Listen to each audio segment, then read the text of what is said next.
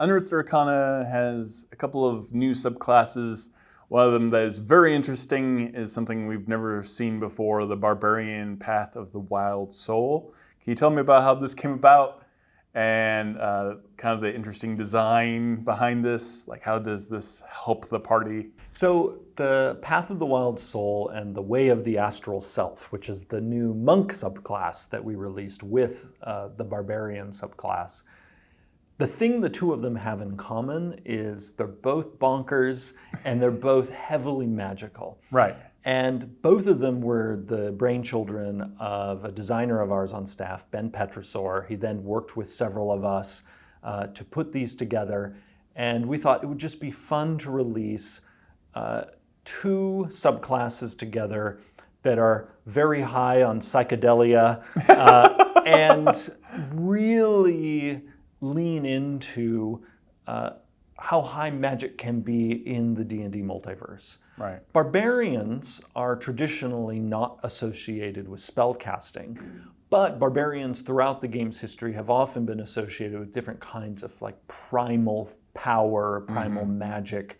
And so the idea with the Path of the Wild Soul is what happens to a barbarian who is saturated with magic. And that could be because they're from the Feywild or they have spent a great deal of time there. What would it be like for our class that's essentially the Rage Machine to have magic literally emanating from them? And so that is the Path of the Wild Soul. It brings some of the unpredictability of the wild magic sorcerer to the barbarian, which that unpredictability, I think, is a nice thematic fit for the barbarian, because the barbarian, again, is the one who often archetypally is breaking things, Right. and filled with this primal rage. It made sense to explore. Not divination magic? Right. No, just explore again crazy magical things happening around this character. And so I hope people are going to have fun with it. Yeah, it terrifies me. Like any barbarian that can like hand a spell slot, or also you get to have that roll on the wild magic surge table. Yeah. And those are very interesting effects, but like I love chaos. And so this is a barbarian that, if I am to play a barbarian, this is very much a barbarian I would be playing, right? Like, because I like not walking. That's for the same reason that I like the wild magic sorcerer. You don't know what's going to happen when you walk into combat, and I think that's very interesting. And that's exactly what we were going for. We're also, with both subclasses, really open to doing something that is admittedly strange. Right.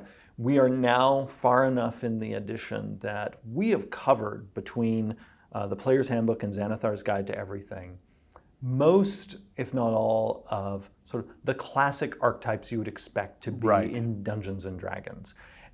This is really now a time for us to try some odd things, and playtesters will let us know if they want to see more. And as always, we're listening. We'll see what is too strange. Maybe we can get even stranger, as we also explore some more classic things. So I think people will continue to see classic things coming from us, but also I think people should expect to see some more strangeness. I like the strangeness. I like the risks. Yeah. I mean, Xanathar's Guide to Everything was like obviously one of my favorite books to ever come out for D&D, flat out. But I love, these are two very zany subclasses. But I think they very much speak to players. Like, and the feedback already that I've seen is like overwhelmingly like excited, because like it's stuff that no one could have even necessarily thought of. So, and that kind of brings us to, so we have this wild magic sorcerer, barbarian who's connected to the Feywild, or maybe like a wild magic surge changed him forever, and he's just like radiating magic, he's just a radiation ball of rage.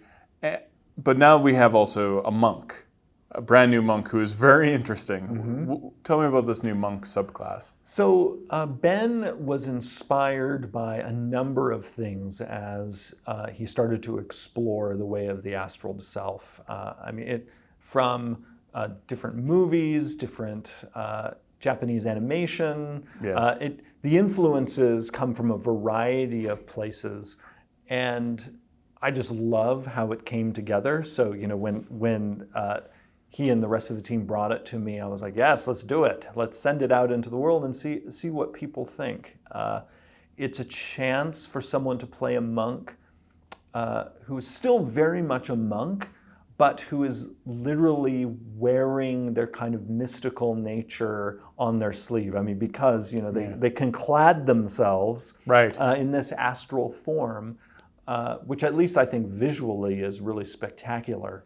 And I hope if people love it, then maybe someday we can put it in a book and actually have some awesome art with it. So I hope people love it. Yeah, the art alone, because you have a visage that you can use to I believe frighten and do other things with. But then you also have almost like magical armor when you're at a higher level. It's like as you're leveling up, you're basically creating your astral outfit, right? You become more and more powerful as you do. And as described, it's kind of like your true form, your inner self, and that kind of like the language of that. That just because you look this way on the outside, you have your astral form is something very different. Yeah.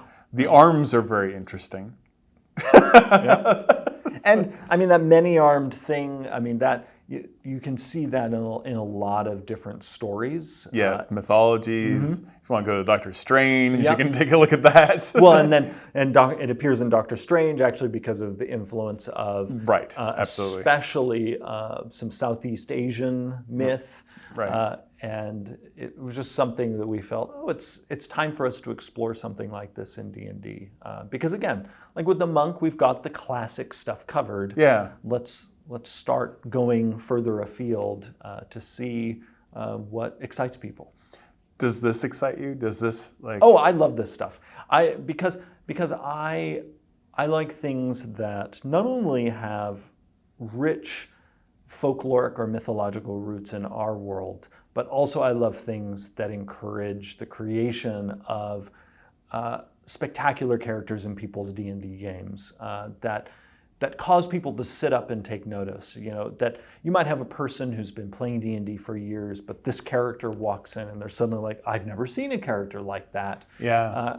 I like for us to explore things that will cause even the jaded veteran to sit up and take notice and maybe have a sense of delight. That to always provide ways to re-spark people's bliss in this game. Because D&D has so many ways for us to have fun.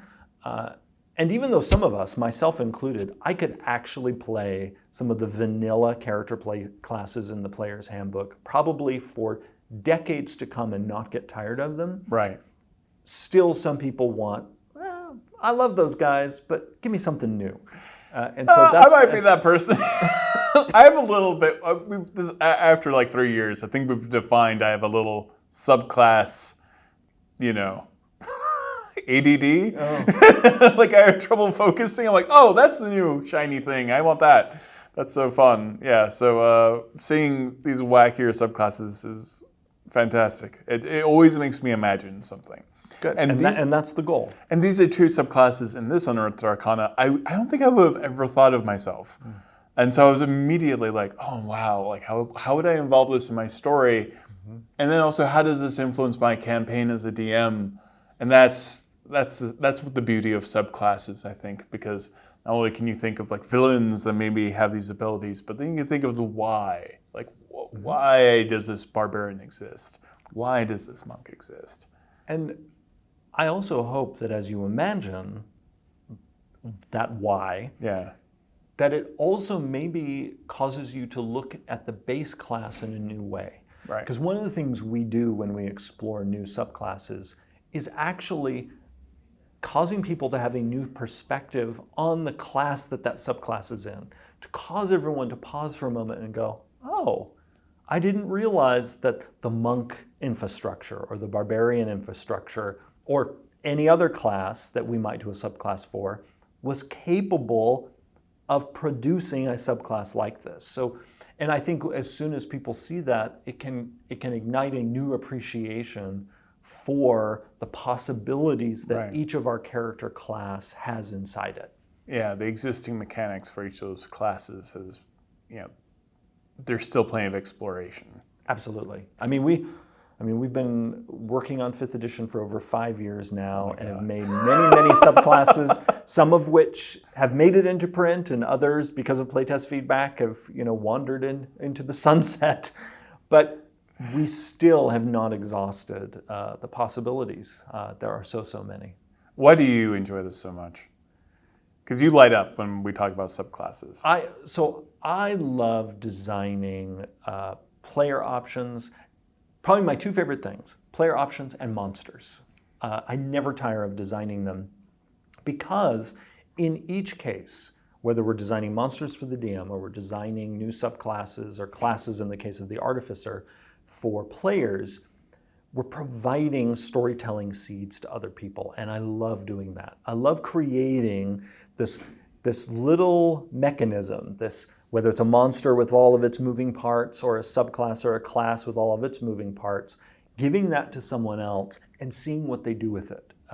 Like that to me gives me joy. It's a different kind of joy from if I was, say, writing a novel, where it's I've come up with the story and now I'm just telling it to you. That is also a wonderful feeling when, if anyone's had it, they tell a story to somebody else and it resonates with that other person. That is amazingly gratifying. I get a different kind of gratification from creating storytelling tools for other people and then just having the delight of seeing what thousands of people do with these sometimes strange tools we create and then send out into the world to take on a life of their own. I mean, there's this amazing feeling of also, once it's out there, knowing we no longer have control over it. And I love that feeling. I love knowing once it's out there, it belongs to everybody else. And then it all starts to take on a life of its own. It's a very good point, because I think that when growing up, I didn't get to play a lot of D&D because I was in the middle of nowhere. But the monster manual, just read it over and over and over again. And player options are really like the other side of that. Mm-hmm. Like it's almost like the bookend. It's a bookend of, this is what D&D is. Here are your player options. This is who you can be. This is the story that you can write for yourself. They very much define an idea, every single one of them. Otherwise, I think a subclass fails. Right. But then you have, here are your antagonists.